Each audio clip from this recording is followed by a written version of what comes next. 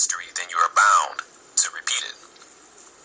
But what's even more shocking than repeating history is that if one don't know history, then he or she would not know if the root, the beginning process, the seed that immense itself into fruition, was bad, discriminating, evil, or criminal to begin with.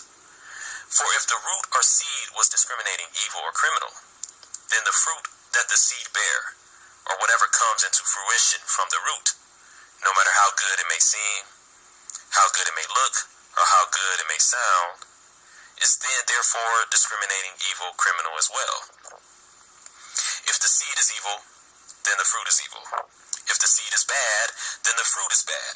If the tree is good, it is always going to produce good fruit. If a tree is bad, then it will always produce bad fruit. Yeah. We're getting biblical in here. But once a person understands history, which a person must understand history, to know if the root, the seed, or the tree is good or bad. The mobilization of law and order, the idea of putting regulations into action, is discriminating, evil, criminal by nature, you see. The rhetoric of law and order was first mobilized in the 1950s. During the same time, minorities in America began to strongly demand civil rights within society, because certain people were not obeying the current oppressive laws and regulations within society itself. They did not obey and follow the current laws within society because they felt that those laws and regulations were not fair, were not equal. They felt oppressed by the laws that governed society during the time. Yeah. So the content and rhetoric of law and order was then put into action against those who were rebelling and not obeying. And to complicate things even more, for in order to keep people in a confused state or a state of disarray, one would have to keep things complicated and simply complex. Just as there are 4 departments of taxations, federal, state, county, and city, there are 4 departments of regulations, federal, state, county, and city. We can look at the prostitution ring or brothels here in America, for example. Although prostitution and brothels are illegal in America, most parts of it anyway, it is obviously not the case in many parts of Nevada, the state. That's within America. Licensed, regulated brothel prostitution is permitted in 10 of Nevada's 17 counties, although brothels are currently only operating in 8 of them. Under state law, Nevada counties with a population of under 400,000 are allowed to license or not license brothels. But incorporated cities and townships may prohibit, not allow brothels in counties where they are legal and are allowed, therefore giving the option for incorporated cities and townships to legally discriminate and immense itself legally in criminal activity. Yeah. Where a certain type or group of people may decide to heavily populate one of these incorporated cities or townships. Let's say that some street pimp realize that they can come into these areas and flourish, just like the pimps that are currently there. Those cities then can prohibit legalized prostitution in its area.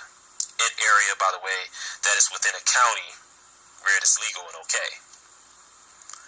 A person or people who were victimized by law and order have found a legally regulated way to get by through law and order, only to eventually find themselves back into the victimized seat of law and order. Where you thought you was taking 2 steps forward, you find yourself taking 3 steps back. And there, you can see where confusion lies, the do's and don'ts, the cans and can'ts. But more importantly, we now have the federal government, the White House, raising concerns about data discrimination as our society becomes more reliant and dependent on the internet and technology. In recent years, government and big businesses have made huge advances in collecting, storing, and analyzing data quickly and relatively cheaply. Data on consumers and citizens are collected from an increasingly broad array of sources, sometimes using real-time information, smart navigational apps, you see, based on users' behaviors. We must also question Why now? Why now do the government want to get involved and regulate data discrimination? Are a certain type or group of people benefiting off of analyzing data from another type of group of people? And if so, who?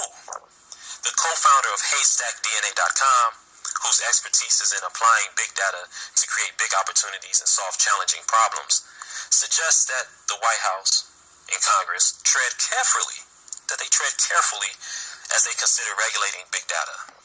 This co-founder, Michael Simon, also served as Obama's 2008 campaign analytics director. Yep. Served as Obama's 2008 campaign analytics, I think that's the proper pronunciation, analytics director. You see, we have the biggest violators of our privacy proposing privacy protection legislation. The very thing that Obama himself benefited off of during his 2008 campaign, now he looks to regulate it. Will this put to an end the data discrimination from the credit industry? I don't think so. MeetYadini.com, forbetterconditions.org. Support the cause.